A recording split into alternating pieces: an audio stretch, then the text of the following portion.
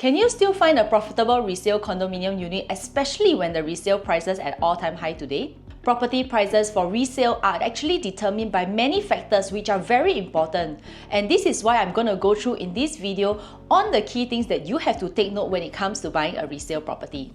Hello everyone, my name is Melissa and welcome back to my channel. I'll be using two projects, a Treasure Trove and Watertown. Both condominiums are actually located in Punggol side by side as an example. Watertown is an integrated project situated directly above the MRT and connected to the shopping mall, and a Treasure Trove is just a regular condominium.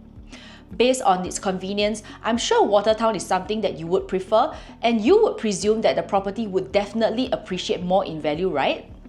However, let's take a look at these two condominiums' performance between 2021 and 2022 using a 3-bedroom as a reference. A Treasure Trove's 3-bedroom has increased from 1,000 PSF to 1,360 PSF.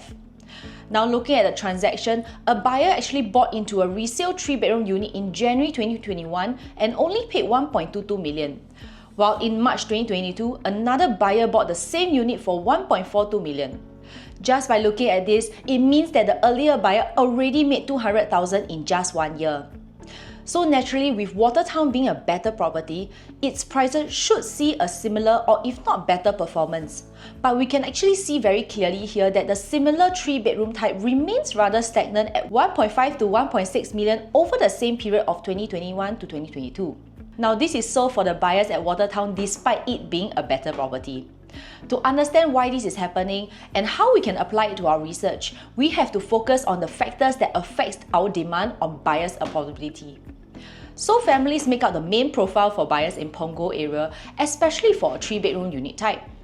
So with that in mind, we also have to understand that the majority of them move into Punggol by acquiring a BTO directly from HDB, and that makes up for almost all the types of homes in Punggol. So a typical family in Punggol would have paid 400k for a 5-room HDB back then, and after 5 years to be able to sell in the open market at about 700,000. And this is when they decide to upgrade, and they would have gotten 300,000 profit plus 100,000 cash or CPF. And this will give them about 400,000 funds to utilize for the upgrade. So let's take the first scenario of the family buying a Treasure Trove at 1.2 million back then in 2021. The 25% down payment and stamp duty for a $1.2 million property would cost them to set aside 322,000. And in 2022, the prices for a Treasure Trove has risen to 1.4 million. And the down payment would cost 390,000, and this is still well within the 400,000 sales proceeds that the majority of a typical family can afford. So the possibility is still very well within the range for these buyers, and that is why there is a strong demand that allowed its prices to jump from 1.2 to 1.4 million.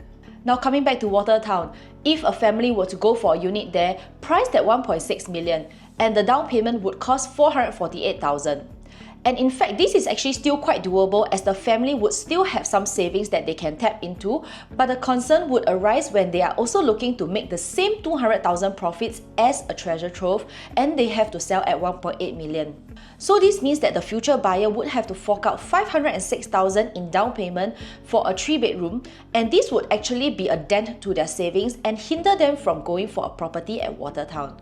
So this clearly explains why the prices of the 3-bedrooms in Watertown has stagnated since 2019 to 2022 despite the rise of property prices throughout the whole of Singapore. So to sum up, a Treasure Trove was a very good choice for a 3-bedroom which brought a lot of advantages to the buyers. However, this is not the case for the smaller units.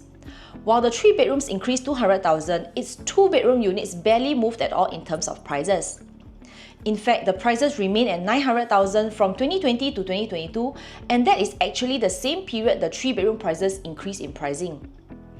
Looking at Watertown's smaller 1+ study units, its prices however increased 120,000 from 780,000 to 900,000 in the same period where Watertown's 3-bedroom remained the same. Now the smaller units are actually targeted by investors. Numbers are extremely important, so rental yield is one of the more important numbers to them. it shows that both a Treasure Trove's 2-bedroom and Watertown's 1+ study actually fetched the same rental rate of $2,500. With Treasure Trove at $900,000 fetching $2,500 rental versus Watertown at $780,000 fetching also $2,500 rental, it is a very clear choice for the investors, and that is why the demand fell onto Watertown for smaller units and pushed its prices up to $900,000 in 2022. So while a Treasure Trove favoured the big units, Watertown actually favoured the small units. And this is to show you that not every unit type behaves in the same way in every project. In fact, every project has different characteristics to look out for, and this plays a very important part in your future exit options. So from the above case study, there are a few takeaways. Convenience, units layout, size of development does not directly translate to profits, and the most important thing is you being able to determine if the future buyers are able to afford your resale unit in the future. Of course, we are doing this to ensure that while we are looking for a nice place to live in, we may not know what the future holds for us, but there may come a time that we would like to swap out our homes for something else.